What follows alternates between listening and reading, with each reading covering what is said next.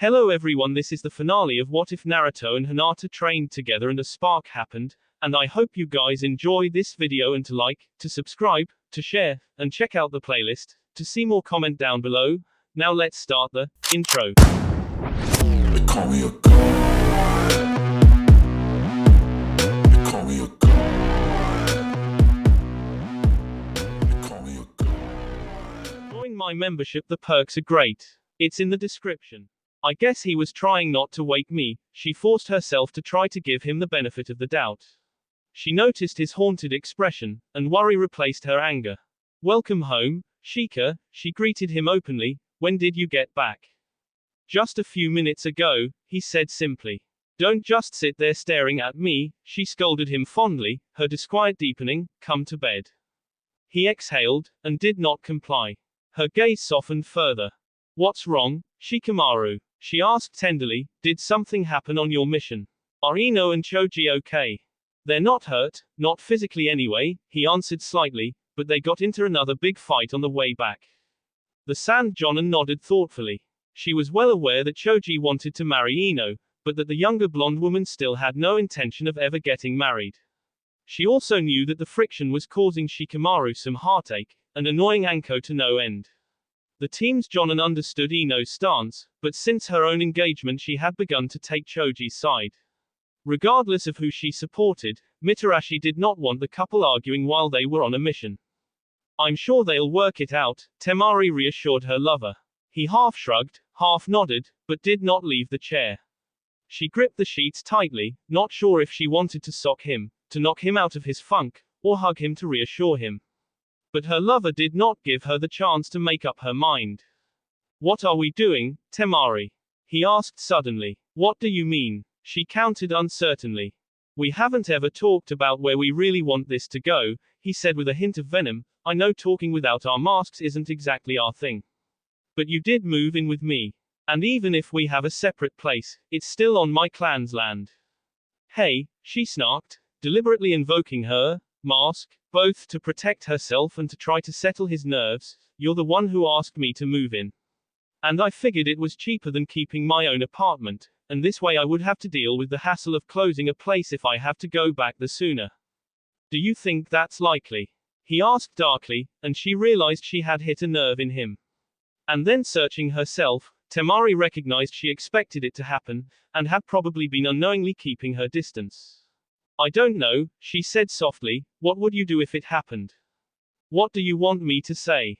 He countered, suddenly using his usual sardonic tone, that I'd defy to Hokage, race across the continent, and fight your brother and anyone else who tried to stop me from taking you back. She pretended to smirk, covering the dull ache in her heart. Then he added softly, because I would. I'd probably get my ass kicked and thrown in prison, but I'd come for you anyway. Her eyes widened, and she felt a wetness growing in their corners. You remember what I told you when we started dating, he prompted, about what I thought I wanted, what I planned.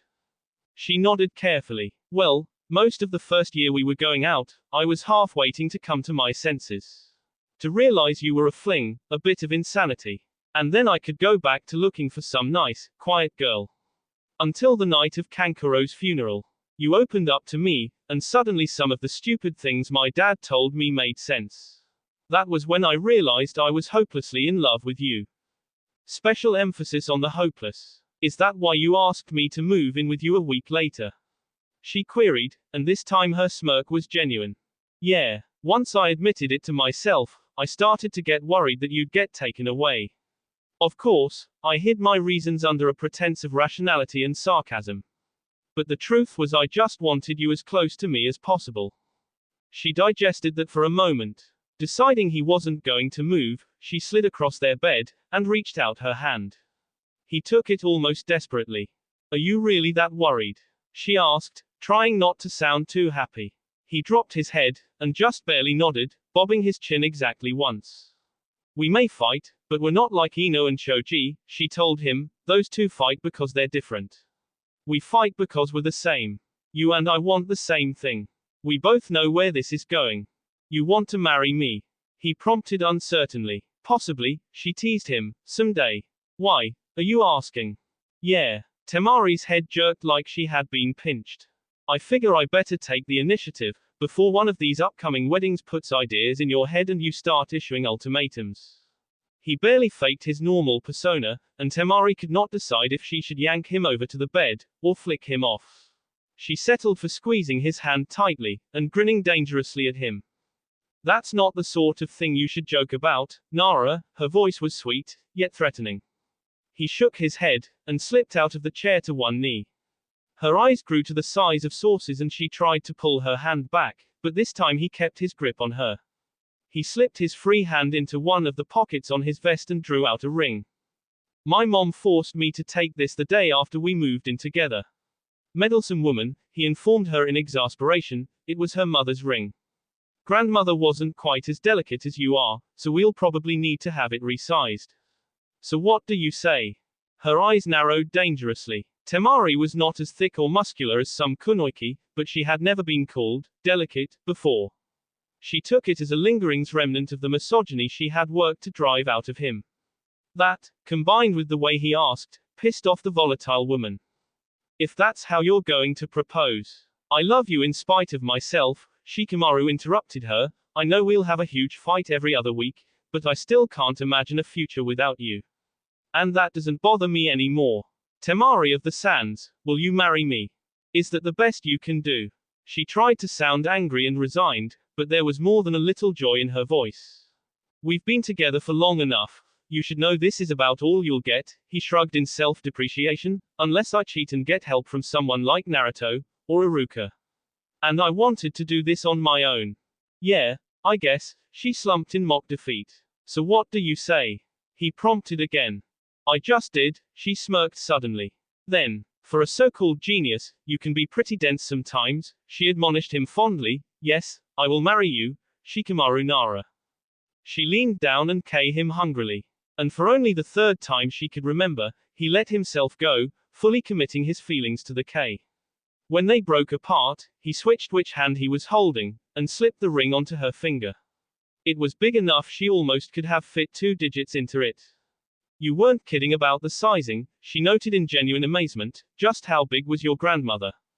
Don't get me started, he advised her, before kissing her again. On this fortunate day, before the gods we pledge ourselves. The couple knelt on the floor of the shrine, a low table between them. Yugawazuki wore a lily-white kimono, but her face was not colored white, nor did she wear a veil. She had no pretense of being a pure maiden, nor did she need to hide her face from her mother-in-law-to-be. Kakashi Hatake was also formally dressed in a jet-black kimono, but he still wore his leaf headband over his left eye. Traditionally, the couple would have been joined by their respective families. But neither shinobi had any living blood relatives. And their adopted daughter was entering her terrible twos early, so she remained outside with the majority of the other guests. Instead, the bride and groom were attended by Naruto Uzumaki and Anko Mitarashi. The blonde Tokujo sat on his sensei's side of the shrine, looking more than a little uncomfortable in his navy kimono. And while the serpent summoner affected the appropriate gravitas, inside she seethed over the pink color of her old-fashioned robes. Grant us your blessings, the wedding couple continued in unison, that we might respectfully share our joys and sorrows. That we might live together in peace, that we and our progeny might prosper. Please protect us forever. In love, we humbly offer our vow. The priest nodded, and took out a small bottle and 4 dishes. He poured his libation first, and then one for each of the witnesses. Kakashi passed one to Naruto, as did Yuga with Anko. Then the holy man and the 2 guests drank.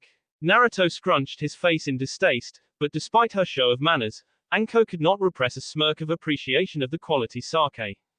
They passed the sipping cups back to the priest, who placed the alcohol and the remaining tray on the table before the couple. The groom carefully tipped the proper measure into the dish before him, and then offered it to his bride. She took the shallow disc, and gingerly imbibed the liquor. Then she placed it before her, and decanted the last of the rice wine. She lifted the cup, and turned it so the same side she had drank from was facing her beloved. She extended the dish to him, and with equal reverence he received it and drank from it. Then he returned the tray to the priest. The rings, the Shinto cleric prompted, and if he held any distaste for this modern interruption of the ancient ceremony, he hid it well. The couple turned as one to their attendants, each of whom produced a single gold band. Kakashi and Yugao extended their left hands, until their middle fingers touched. They moved the rings into position with the precision and synchronicity only ninjas could hope to achieve. This is my oath, my love given form.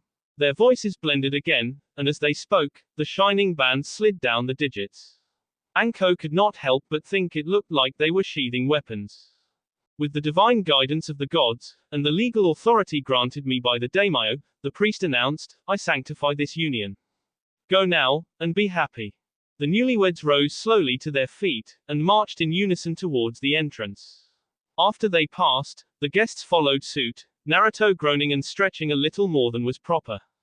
Stop fidgeting, Anko hissed at her student under her breath. I can't help it, he complained softly, tugging at the neck and sleeves of his kimono. I hate these things.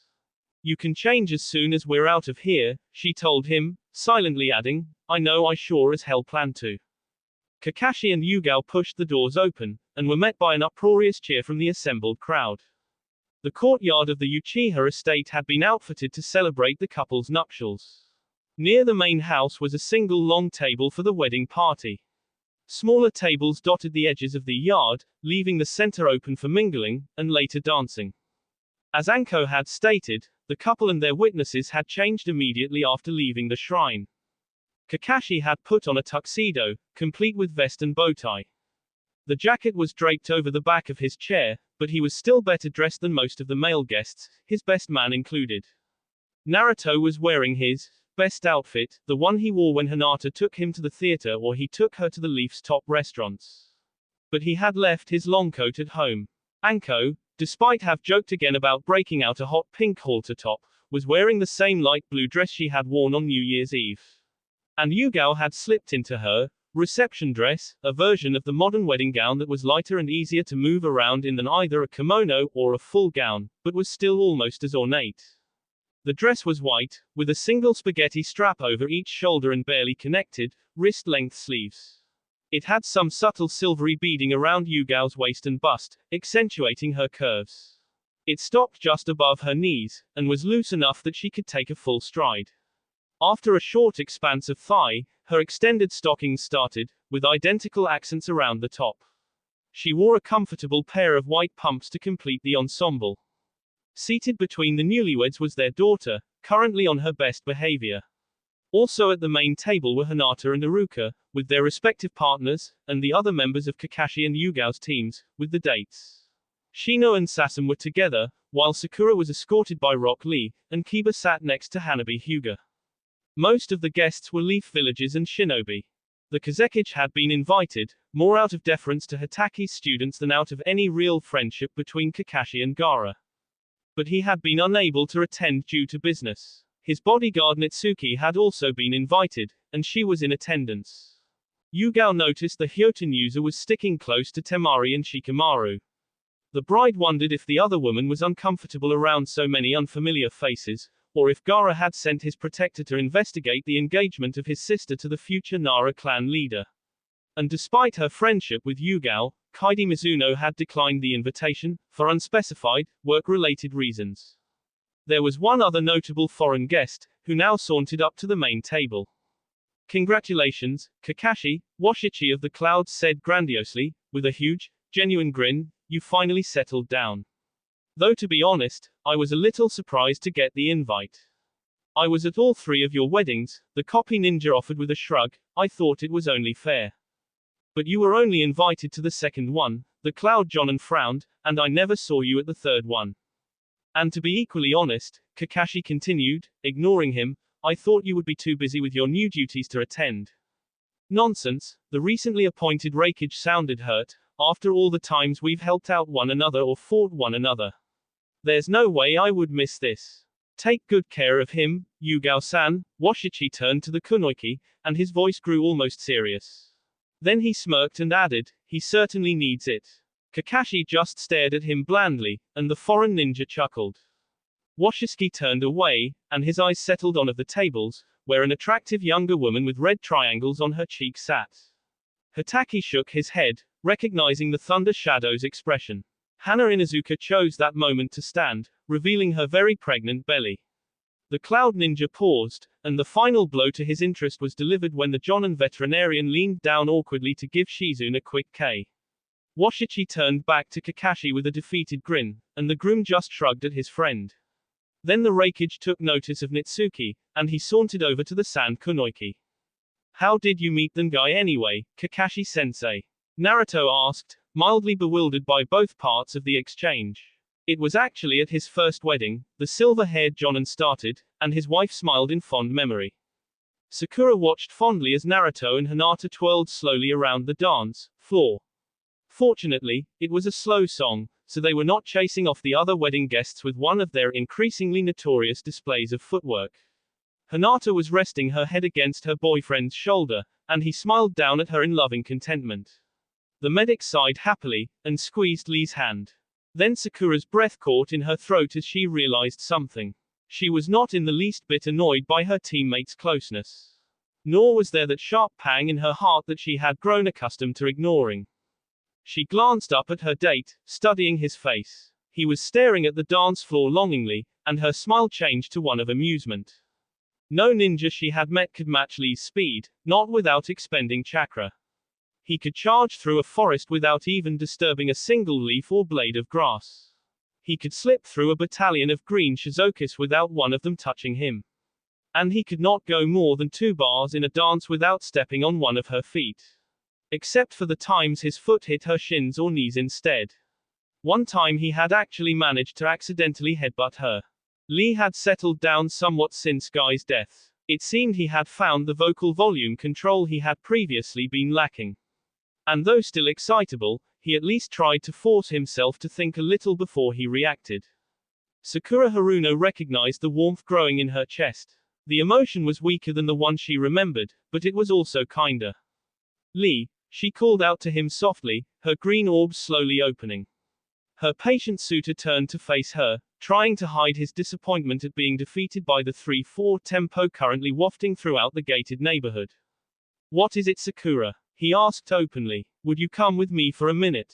He looked at her curiously, but nodded nevertheless. She drew him out of his chair, and led him away from the courtyard. She pulled him gently down one of the narrow streets inside the Uchiha compound, and turned into a secluded alley. She then faced him with a curious, and slightly hungry expression. Sakura. He said her name questioningly. His expression was confused, yet also carefully hopeful. Hold still for a second, she murmured, there's something I want to try. Lee snapped her attention, and his eyes widened. Sakura placed her right hand on his left shoulder, and her left hand behind his head. She rolled up onto the balls of her feet, and placed her lips firmly against his. For a moment Lee remained ramrod straight. Then he faltered, relaxing and placing his hands on her back to hold her closer. Finally they broke apart. Lee looked about ready to faint, his eyes out of focus and his knees weak. Sakura smiled thoughtfully at him. It wasn't as intense as that one, she thought to herself, recalling when she assaulted Naruto, but it was pretty close. And in some ways, it might have been better. Hey, Lee, she prompted softly, you have your own place, right? Shino Aburame and Sasam Fuma exited the Uchiha estate arm in arm. The hour was late, and more than half the guests had already left, by the time Yugao's 2 calm students opted to make it a night. They walked slowly towards the insect trainer's home, the slender young woman leaning on him slightly. Then she took a deep breath, and exhaled audibly. Is something the matter? He asked softly. She had known him long enough to hear the concern in his hollow voice. She smiled up at him. No, that was a happy sigh, she told him, I love weddings, and I'm very happy for Kakashi-san and Yugao-sensei. He nodded his understanding, and they continued on in silence. She tucked in closer to him, and he suspected it was more than just the chill of the night air. Sasam, he said, and although there was nothing urgent about the way he said her name, the orange-haired woman stumbled slightly in surprise. He paused and turned to face her. Shino. Sasam, I know you are not entirely happy with the rate our relationship has progressed, he said evenly, but she caught the uncertainty in his tone. That's not true, she shook her head, I enjoy your company, Shino. I like you. And I understand why you are holding back. I had never heard of your clan's distrust of my clan, not until I arrived in the Leaf Village. But I know that your family takes it very seriously. But you are not a member of your clan, he told her. She frowned at the statement, and he continued quickly. That was poorly phrased. I meant that you are not simply a member of the Fuma clan. You are a person in your own right. You are Sasam Fuma, my teammate and the woman I have come to care a great deal about. She smiled up at him radiantly, a tear running down her left cheek. She took his hand. Shino, I am going to KU now, she warned him, is that all right? I think that would be entirely acceptable, he answered her, his voice imperceptibly excited. He bent down, slowly, tenderly. But Sasam released his hand and jumped up, wrapping both arms around his neck, and one leg around his waist. Angling down on him from above, she locked her lips to his passionately. After they broke apart, she kept her embrace, holding herself slightly higher, using his shoulders for support. She stared down at him, her grey eyes joyful. You're in my web now, little beetle, she teased him gently. Shino was not surprised to find he did not mind the prospect at all. After the reception officially ended, Naruto sent Hinata home ahead of him.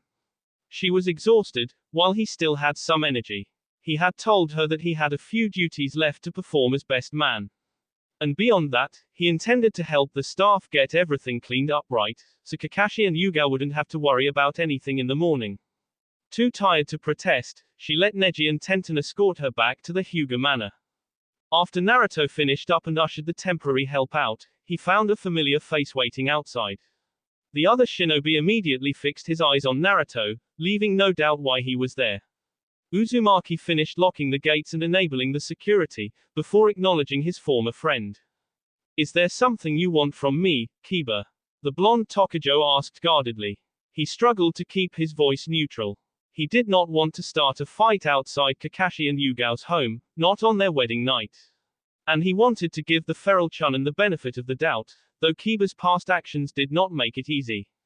Yeah, the dog trainer admitted sheepishly, I want to talk to you. All right, Naruto answered, then yawned against his will, but can we do this on the way? We're both heading kinda the same direction, and it's been a pretty long day. Sure, no problem. Kiba started trudging alone beside the former Jinchuriki, his hands in his pockets. Naruto relaxed a little, Inuzuka's stance suggested contrition. So, what's up? Uzumaki prompted more naturally. Well, you know. Kiba struggled against his pride and his own general lack of diplomacy. I guess I've been kind of a jerk since. Well, you know. Since you found out about the fox demon, Naruto filled in softly. Yeah, well, I was upset, and felt betrayed and all that crap. Inuzuka tried weakly to defend his actions. Then he shook his head to banish those thoughts. But I was wrong, Akamaru's human admitted, you had your reasons to lie, hide it from us. Some were your own, and others were forced on you. And I pretty much proved you right. You were endless to your feelings, Naruto offered, and then qualified sarcastically, at least that's what Hinata and Kakashi-sensei keep telling me. Yeah, maybe, but you're also endless to your secrets. Especially when they put your life at risk. Or make people try to ruin your life. Yup, Naruto agreed lightly. Then he queried more seriously, but why did you change your mind after all this time? Well, a while ago I started to think I might have overreacted, Kiba answered, but really, now that you're the big damn hero, I can't really keep thinking that you're an evil BA. I mean, you talked that Pain guy into switching sides, and then K that Namikaze guy. Naruto nodded silently. The exact details of the battle with Guki were not known, so the rumor mill had filled in the blanks. The current version had the members of Team Kakashi walking into Guki's throne room, and demanding his surrender. His refusal had led to a quick fight, in which the three teens thoroughly humiliated the now D-Raikage. Rather than admit defeat, he had attempted to use a forbidden jutsu drawing on the power of a demon, though the stories were unclear as to which demon. To finish him, Naruto and Hinata had combined their respective Fuyuten and Suten Raisingans into a Hyoten Raisingan that had supposedly turned Namikaze into a snowflake sculpture. And then a brisk passing breeze scattered him across the Kumogakur. Rather than correct the rumors, the Conclave of Shadows had just let them grow, hoping to at least partially discredit Guki. And also, Hanabi's been kinda riding me about it, Kiba continued. Yeah, when did you finally cave in and start seeing her? I'm not quite seeing her. Kiba dodged the accusation, but she is growing up real fast. And as a ninja, she is technically, legally an adult. Plus, it turns out she's been interested in me for a while. Yeah, I know, Naruto smirked. You knew. Kiba fought to keep his voice down, considering the late hour. Everyone knew, except you. I thought she just thought she could push me around because she was Hyashi's princess and I was Hinata's teammate. Kiba hung his head, then glared at Naruto. Why didn't you tell me? Why didn't you tell me about Hinata? Uzumaki shot back. It wasn't my place. Inuzuka hung his head in defeat. They walked silently for a while, and then Kiba shook his head again. What's with those girls? The Chunin asked. Can't they show their feelings right? They do okay once they open up. Naruto defended his lover, if barely, but it must run in the family. Yeah, Kiba agreed. They continued together until their paths split, once again comrades in their obliviousness. Hiashi Hyuga stood in before the majority of his clan. A few members were on guard, and a few more were on missions. And Hyuta Hyuga was in his rooms, sulking. But all of the other Hyugas were present. Seated around the clan leader were the 4 elders, and his 2 daughters. And in addition to the Byakugan users, a single outsider was hidden in the back of the large meeting room, not that any of the ninjas, or even the handful of white-eyed commoners, were fooled. Nor did they particularly mind, given he was the catalyst for what was to come. My family, I have asked you here today to make official the change that you have long known was coming, the injured leader told them. Starting today I will step down as leader of the Hyuga clan, and assume the currently empty elder position. Taking my place will be my eldest daughter, Hinata. I hope you will give her the respect and support you have given me. He sat down, and Hinata stood up. As my father said, most, if not all, of you already knew this would be occurring, and I have spoken to many of you about my hopes and plans. She took a deep breath, and smiled at him. We are a family. We have forgotten that. The way we act towards one another, in the name of politics and power, it borders on lunacy. And when those actions have become known to the rest of the world, it has hurt our politics, diminished our power. But that is going to change, she continued firmly. The branch families will be given more influence, more freedom. The changes might be slow, they might be difficult. But they begin now, with this. Hinata took out a wooden case, familiar to everyone except her, secret guest. She opened it, and removed an X-shaped brand. She held it tightly, her knuckles white as she gripped it harshly. Then she lifted her right hand, and chakra began to swirl above it. Rasengan, she intoned strongly. She turned over the iron, and pressed it up against the spiraling sphere. Though the assembled Hyugas were not aware that Hinata and her great-aunt Hiroko had already neutralized the jutsus in the brand as a precaution, the action was as much symbolic as practical. As the Rasengan ground away the item that had marked most of them, Hinata's distant cousins began to cheer. No more caged bird seal, she announced. The original fallen eagle seal will be revived if necessary, should anyone turn traitor to the clan or to the leaf. But no longer will we mark and torture our family members in the name of personal gain. The Hyugas shouted their approval, and behind his chameleon top, Naruto's voice was the loudest of all. Naruto extended his hand across the table, and Hinata took it. They had finished eating almost a half hour prior, but had been waiting for the floor to clear a little. And in the meantime, they had become distracted talking about the new book they were both reading and what had been occurring in the Hyuga clan. Hinata was wearing the ashen flame dress, the same one she had worn on New Year's. Naruto was wearing a new pair of dark gray slacks, a light orange dress shirt, an outfit chosen to complement his beloved's frock. Now the young lovers walked out on the dance floor, the other regulars acknowledging them, and more than a few retreating. The band leader caught Naruto's eye, but the younger man shook head. So the next number was a slow beat, and other couples drifted back onto the floor. Naruto held Hinata close to him, and they slowly circled the platform, listening to the gentle song and each other's hearts. Hurry up, Lee, 24-year-old Sakura Haruno demanded, pulling the simple sundress over her head, or we're going to be late. That is hardly my fault, Lee told her, tightening his belt and reaching for his t-shirt. You are the one who insisted we return home instead of going straight to the chapel. I wanted to take a shower to get off the road dust, she shot back, grabbing the garment bag with her dress and a backpack with accessories. And as I said, I am quite certain the chapel's changing rooms have showers, he reminded his girlfriend again, jogging towards the door of their apartment. But then we wouldn't have been able to shower together, she smirked at him. Hence the true reason for our potential tardiness, he grinned back appreciatively. Sakura and Lee sprinted past Ichiraku Ramen, causing Ayami to look up at the clock on the wall. She brushed off her hands and lifted the curtain to the back of the shop. Dad, we'd better close up, the attractive chef told her patriarch, it's almost 3, and we still have to get ready. The shinobi couple raced past a familiar flower shop as Inoki and Minako Yamanaka exited. The Jonin carried 2 trays of floral arrangements, while his civilian wife held a single smaller platter. I guess that means we had better hurry up, the florist noted, recognizing the pink blur that streaked by. The former model nodded. Sakura and Lee angled away from the front of the chapel, where early arriving guests were already beginning to conglomerate. The ushers, Kiba and Shino, were escorting the invitees to their seats. The hurried lovers darted around the side of the building, hoping their mad dash went unseen. The 2 shinobi slowed to a respectable pace as they reached the back entrance.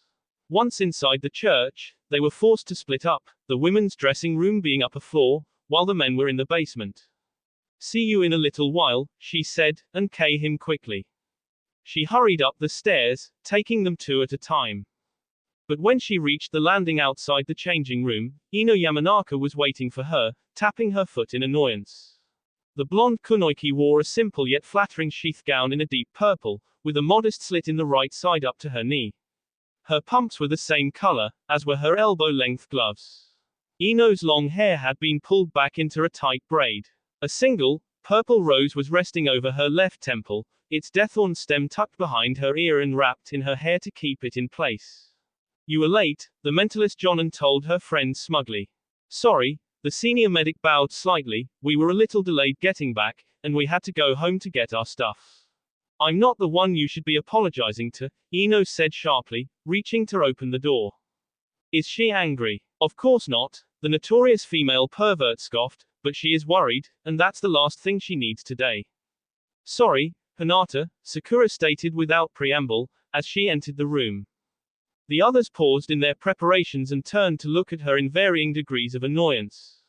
Like Ino, Tenten Hyuga and Temari Nara were both all ready. Except for the color of the dresses and roses, they were outfitted identically to Yamanaka, then down to their braided hair. However, instead of purple, Tenten wore a deep blue sheath, while Temari's frock was a lighter azure.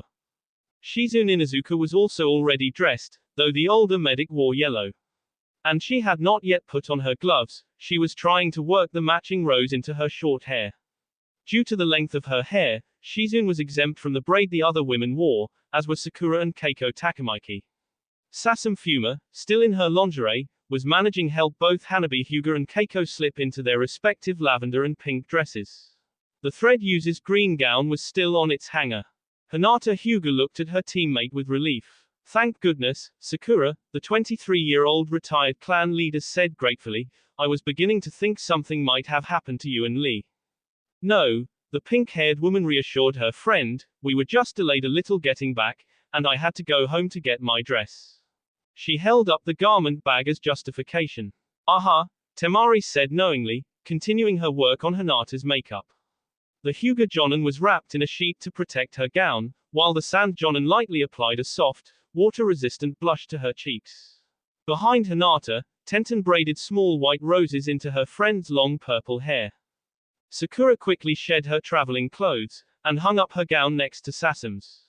The healer took over getting Keiko zipped up and adjusted, while the Fuma clan Jonin finished with Hanabi. But she dismissed her jealousy, reminding herself that Lee liked her body.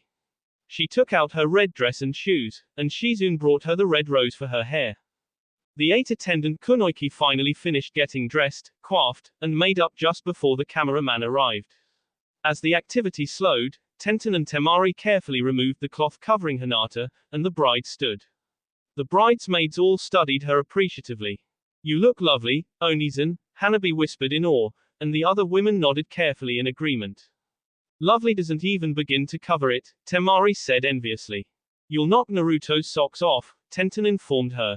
Thank you, all, she told them sincerely, blushing modestly. All right, ladies, Ino called for their attention, Mom's outside with the bouquets, and the photographer is waiting. Naruto tried his best to stay still, as the music started, and Gaara began to slowly escort Shizune down the aisle. Instead he focused on the crowd, taking in the most familiar faces. The front row on his side of the church was filled mostly with women. Tsunade was in the position where Yukihana should have sat. Next to her were Yugao Hitaki, Rei Uchiha, and Minato Hitaki. The 7-year-old was kneeling on the pew so she could see past the taller people seated behind her, while her mother held her 3-year-old brother so he could watch, too. Next was his other, uncle's wife, the moderately pregnant Anko Yumino. Hana Inuzuka had been mildly surprised when her brother had escorted her and her 2 children to the front row. But Kiba had given her Naruto's spiel about how Shizune Nichan's wife is my Onizan, too. Hana was so happy that she had not protested further, and led Momo and Toshiro to the end of the first row. As Rock Lee and Sasam began to move towards the altar, he reflected on the fact that, other than certain daimyos, he was probably the only man to ever have 5 sitting members of the Conclave of Shadows at his wedding. The fact that there were now 7 shadows mitigated the fact slightly, as did the fact that he had only directly invited 2, 3 if he counted the fact that the Kazekage was one of his groomsmen and thus not a guest. Tsunade was of course in the front row, and he had also invited the Hanakage Ayameko. In addition, the Yukikage Hisam was present as the date and bodyguard of Daimyo Kiyuki Kazuhana of the Land of Spring, and Mizukage Yasuo Mizuno had escorted his daughter Kaidi. Nor was Kiyuki the only daimyo present. The rulers of the lands of Fire, Birds, and Greens were also in attendance, though Naruto was not quite sure if Hisoka Honokata had brought Nyoko, or if it was the other way around. He noticed Nyoko's expression of sadness with surprise. Despite Hinata and Sakura's insistence that the princess's feelings were genuine, he had never though her affections to be much more than a crush. And after their first meeting, he had always been careful to let Nyoko know she was only a friend, and that he was committed to Hinata. Konohamaru and Keiko had reached the front of the church and split to take their respective positions. Shikamaru and Temari stepped into the aisle. The still sometimes dense young man noticed for the first time that the vests and boutonnieres of his groomsmen matched the respective colors of the dresses, bouquets, and accent roses of the bridesmaids they were escorting. He hadn't even thought to ask why his fiancée requested that specific groomsmen wear a specific color. The groom's eyes drifted to the back of the church, where Nagato and Konan sat with their ward, Jiraiya. The Rinnegan bearer had mostly recovered from the damage pain had done to his body. However, even Tsunade had not been able to repair the fact that the drain on his life force had left the former Akatsuki leader unable to father children. As a consequence, not long after Kakashi and Yugao's wedding, the defector couple had taken in an abandoned baby. However, they had not adopted the infant, whom they named after their first teacher. And Jiraiya referred to the couple as aunt and uncle, rather than mother and father.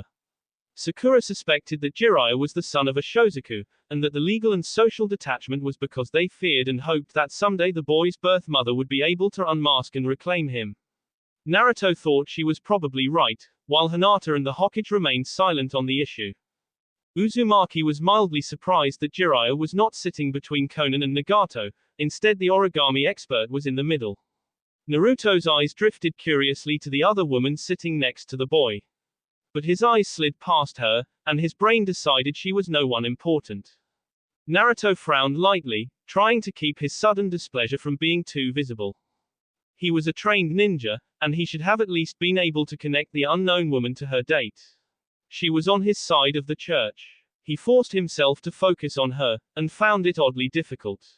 The woman was so nondescript she was hard to look at. She appeared to be a few years older than the groom's 23 years, but not yet in her 30s. She was slender, yet fit. And her face was plain. Not pretty, not ugly, just there. Nothing stood out about her. And yet, there was something familiar about her. The strength in her dull, brown eyes. The way she sat, relaxed but at the same time ready to react. The happy yet melancholy expression she wore. As he started to recognize her, it triggered his memories of a brief description he had been given just after the war. Choji and Ino had passed half of the pews, when Naruto's eyes snapped back to Tsunade. After he had her attention, his blue orbs flicked back over to the mysterious, unassuming woman. The Hokage followed his gaze. It seemed to take her twice as long as Naruto to even see the woman, and longer still to recognize her. Finally realizing the cause of his distraction and worry, the Hokage shook her head to indicate he need not worry.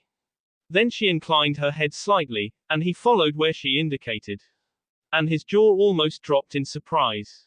Naruto realized in all the times he had played with Jiraiya or helped Hinata babysit, he had never really paid attention to the boy's appearance. The combination of blonde hair and blue eyes was fairly common on this side of the continent, so he had never given it much thought. But Jiraiya's hair was a shade darker than Uzumaki's, or any of the Yamanaka's. And there was a certain, familiar sharpness to the boy's blue eyes. Naruto's locked the gaze of the plain woman with his own. He smiled kindly at her, and nodded once. She nodded back, tears of joy filling her eyes. Neji and Hanabi reached the front of the church, and Iruka and Sakura began to make their way down. As the second to last pair of attendants followed the song forward, Naruto focused on the aisle again, knowing the moment of truth approached. Though he knew it was not the case, in anticipation time seemed to speed up for him. Iruka and Sakura, and then Kakashi and Tenten appeared to be almost sprinting. As the best man and matron of honor took their places, the music changed. Hinata and Hiashi stepped into view, and Naruto saw his bride's gown for the first time. The main portion of Hinata's gown was a shimmering, medium-weight, pure white silk mikado. The edges of the fabric were all sculled with a golden filigree of small, overlapping triangles. The upper portion of the dress also had short sleeves connected under her arms, covering from the middle of her biceps to just above Hinata's elbows. Unlike her friends, the young woman wore no gloves, and her engagement ring shone brightly on her finger. The ivory material split just below the waist, creating a wide slit in front while the rest of the dress flared out dramatically, flowing around her in vertical pleats. A cape-like extension off the back of the bodice and sleeves added an additional layer to the back of the gown. The silk ended a full 6 inches above the floor. Underneath there was an underskirt of pale lavender, but unlike the white silk this part of the dress had a matte finish. The second layer went all the way to the floor, and as was also visible through the gap in the front. The bride wore a simple silver circlet on her head, with a veil of lace hanging out of the headpiece down to just below her chin. She was without a doubt the most beautiful woman Naruto had ever seen.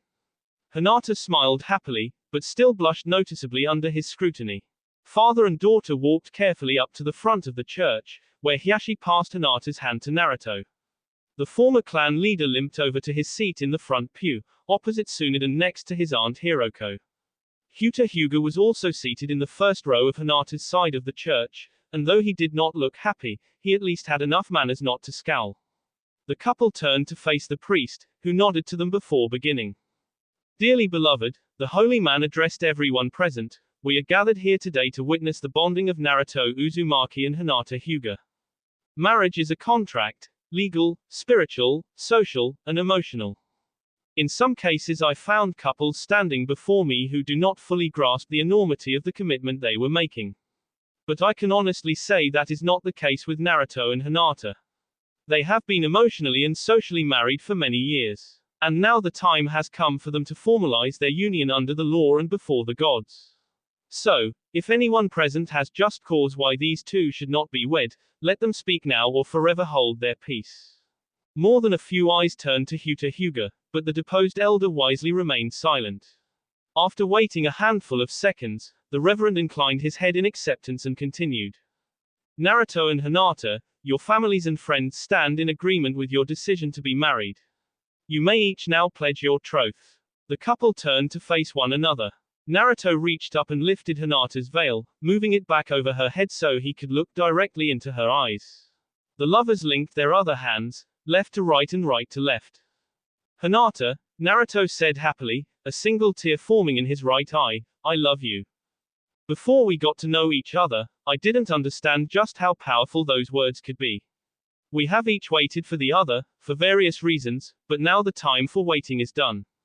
You have helped me to become not only a better ninja, but also a better friend and a better man. I love you more today than I did yesterday, and I am sure I will love you more tomorrow, and every day after. Thank you so much for loving me. Hinata exhaled sharply, struggling to control her emotions, 2 lines of wetness running down her cheeks. Naruto, she told him lovingly, my name might mean sunshine, but you are the light of my life. For almost as long as I can remember, you have been the beacon of strength and hope I have looked to when I thought I couldn't go on. And now that I am able to stand on my own, there is still no place I would rather be than by your side. That you came to love me in return is the greatest miracle in my life.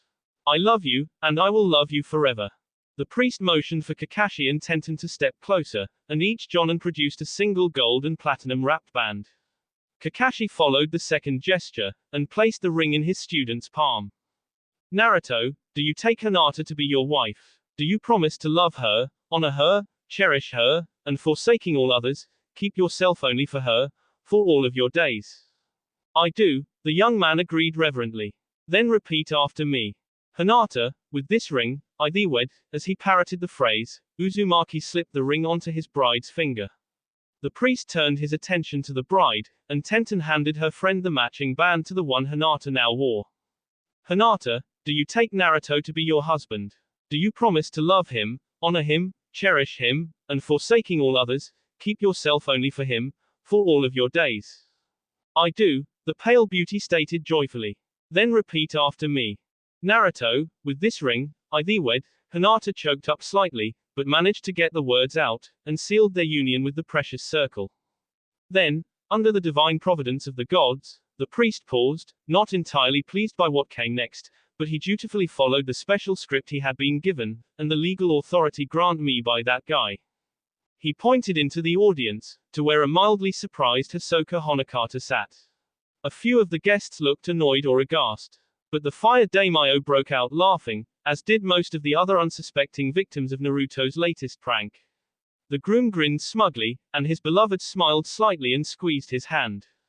Ahem, the priest continued after the mirth died down, I now pronounce you husband and wife. You may kei your bride. Naruto swept Hinata carefully into his arms, oddly conscious of her dress. Then he pressed his lips firmly to hers, enjoying more than ever before the taste of her, and the feel of her body pressed against his.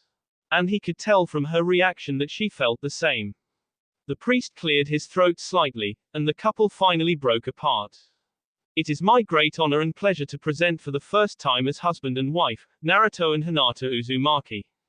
Tsunade Senju looked out over the crowd, and the last Sannin could not help but feel an intense sense of relief. All right, most if not all of you know I'm not one for public speaking, she started without ceremony, so I'm going to make this short and sweet. Not quite 15 years ago, two idiots hunted me down and dragged me back here. They, along with certain others, forced the thankless job of being Hokage on me. But that's all done now. I'm retiring, and one of those idiots is actually stupid enough to want to take my place. She paused and the harsh inflection of her voice changed to one of gentle fondness. And I can think no better man to carry on the legacy of my grandfather, my great-uncle, my teacher, and his own fathers as well. So it is with only slight misgivings that I give you the sixth Hokage of the village hidden in the leaves, Naruto Uzumaki. From the bank of seats at the back of the stage, Naruto gently disengaged his hand from his wife's grip. He kei her lingeringly, and his fingers brushed against her distended belly. After almost 4 years of trying, the couple was finally expecting their first child. He pulled the Hokage's hat a bit lower over his face, and strode out into view of the audience. Cheers and applause erupted. Uzumaki scanned the crowd, taking them in. Sakura and Rock Lee were right in front, and like his own wife, the pregnancy of the current head of the medical corps has just entered the final trimester. Next to Lee was an oddly unfamiliar pair of faces. Naruto had not seen Konohamaru and Mogi out of their masks since they had joined the Anbu. The couple had recently been placed in charge of the Black Ops division. On the other side, Ino Akamaiki stood next to her best friend. Naruto recalled immediately that her husband and his Genin squad were capturing bandits in the land of forests. The last of his friends in the front row, Shino and Sasam had never married, due to his clan's prejudice against the thread wielder. But they might as well have been. Sasam held their first child, a girl, and according to Sakura, was expecting again. From the second row, Kakashi and the 3 members of Team Hisashi observed, along with the newly graduated Genin Rei Uchiha, Kakashi and Yugao's son Minato and second daughter Rin, and Iruka and Anko's 2 sons and 2 daughters. Also in that row were Hana, Shizune, Momo, and Toshiro Inuzuka. Momo and Toshiro had just started attending the academy, and both had recently received their clan tattoos. A few lines of chairs back were the leader of the Hyuga clan, his wife, their 2 sons, and the daughter. Hanabi and her husband Kiba were also in that row, as were the head of the Takamaki clan and Hanabi's 2 teammates. Neji smirked at Naruto, noticing the instant the Hokage's eyes fell on his family. Recognizing the need to acknowledge the special guests, Naruto quickly and neutrally locked gazes with the Tsuchikage, Mitsuru, the Reikage, Washichi, and the Yukikage, Hisam. From the snow shadow, Naruto nodded at his wife, Daimyo Kayuki. The snow ninja frowned slightly, but the leader of the Land of Spring just shook her head at her consort's jealousy. Unlike his diplomatic exchanges with the first 3 members of the conclave, Naruto exchanged happy looks with the Hanakage, Ayameko, and the newly appointed 12th Mizukage, Kaidi Mizuno. The incorrigible flirt winked at him, and Naruto could smell a hint of annoyance from his wife. The last Kage, and Naruto's closest ally in the conclave of shadows, Gaara of the Sand chuckled slightly at the exchange. He nodded broadly to the fellow former Jinchuriki. But Gaara seemed to have forgotten his arm was draped around his bride, and his action dragged Matsuri down as well. The younger woman's reaction made Naruto laugh briefly in turn, especially when Gaara began to apologize profusely. And next to them, Shikamaru shook his head knowingly, and Temari glared at her husband in mock annoyance. Finally, Naruto met the gaze of the fire daimyo, and inclined his head thankfully. He knew his appointment also had to be approved by Nyoko Honokata, and while he had never doubted her trust in him, it did not diminish his grade. The acclaim began to die down, and Uzumaki took his place at the microphone. Thank you all for coming, the blonde Jonin told them. As you all know, becoming the Hokage has been a goal of mine for most of my life. Originally, my reasons were mostly selfish. I wanted to be respected. But I learned that that was the wrong for many reasons. If I did not earn the respect of my comrades, I would not be accepted as Hokage. And I should want to be the one to protect the Leaf Ninjas, not to rule over them. But I don't just want to protect my Leaf comrades, or even the people of the Land of Fire, he said firmly. Since the end of the 4th Ninja War, I have made it my goal to protect everyone. It hasn't always been easy. His thoughts drifted back to the Summoning War, the battle between the ninja animal clans that had been hidden from those human shinobi without familiar contracts. And I can't do it alone, he continued, I need the assistance of everyone here. Ninjas do have to be weapons. So long as there are demons and criminals in the world, that much will be unavoidable. We fight to protect people from the threats they cannot handle on their own. But that's not all we have to be. Shinobi exist to help people, whether that is as simple as doing chores they don't have time for, or critical as healing injuries that civilian doctors cannot. I pledge to you all, here, today, that I'll do my best to make sure to leave the world a better place than I found it. All I ask is that you do the same. Shouts of approval and agreement shook the walls of the Leaf, and Hinata moved forward to stand at her beloved's side. Jiraiya and Guki would be proud, she whispered into his ear, so would your parents. Thanks, Hinata, he answered as he took her hand again, now we just need to make it happen. She noticed that he included her as part of him unconsciously, and she wrapped her arm around him tightly. Without meaning to, he had once again reaffirmed their bond. I love you, Naruto. I love you too, Hinata. Finn. That will be all for this video. Be sure to like, subscribe, share, and comment down below for more videos. Goodbye.